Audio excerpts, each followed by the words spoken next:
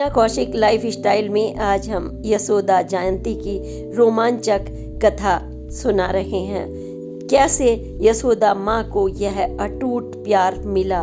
उन्होंने भगवान विष्णु जी की आराधना की और भगवान विष्णु जी को ही उन्होंने अटूट प्यार के रूप में अपनी गोद में यानी पुत्र रूप में मांग लिया। कौन थी यह यशोदा? अगर आप जानेंगे तो हैरत में रह जाएंगे। भगवान विष्णु जी प्रसन्न हुए और उन्होंने कहा कि मैं जन्म तो यशोदा के नहीं बल्कि देवकी के घर में लूंगा मुस्कुराते हुए, लेकिन पालन तुम ही करोगी, पालनहार तुम ही बनोगी। और भगवान विष्णु जी ने यशोदा की गोद में और आंगन में खेलना स्वीकार कर लिया।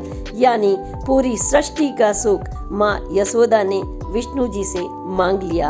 आज की तरह नहीं कि हम पूजा करें और छोटी छोटी चीज मांगें। उन्होंने संतान रूप में प्रभु को ही अपनी गोद में मांग लिया। और भगवान विष्णु जी आज के दिन जो पूजा करते हैं उन्हें संतान का यह सुख देते हैं। घर में सुख समृद्धि आती है।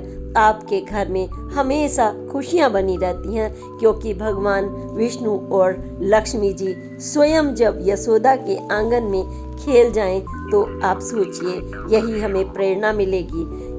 नंद बाबा और यशोदा ने यह पुण्य कमाए थे और उन्होंने वह नंद बाबा के घर में कृष्ण जी आए। यह कौशल्या का अवतार भी मानी जाती हैं, जो आदिति का अवतार है माँ कौशल्या। लेकिन कैकेयी की जिद के कारण उन्हें राम के प्रेम से दूर होना पड़ा था। 14 वर्षों तक वो तड़प गई थी। इधर कैकेयी ने उनको कौशल्या के उस प्यार से जुदा कर दिया था।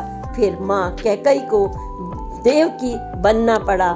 पुत्र रूप उनको जन्म देने के बाद भी उन्हें अपने पुत्र को यशोदा के घर भेजना पड़ा, क्योंकि यही विधि का विधान है। हमें निश्चल प्रेम का फल मिलता है।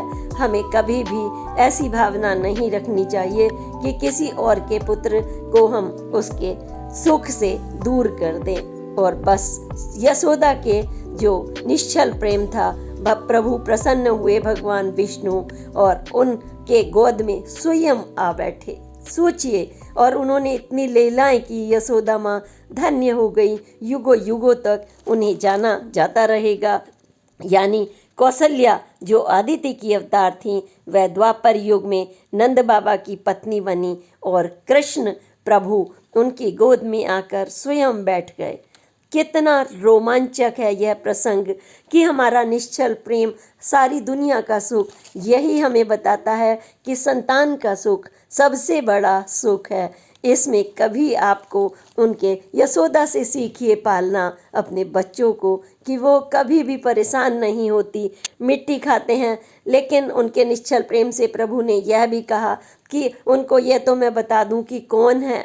जब उन्होंने मुंह खोला तो उसमें तीनों लोग दिखाई दिए और माँ यशोदा बेसुध हो गई थी कि ओह भगवान मेरे गर्भ से, मतलब मेरी गोद में आ बैठे। देवकी से जन्म लेने के बाद भी वह पुत्र रूप में आ गए।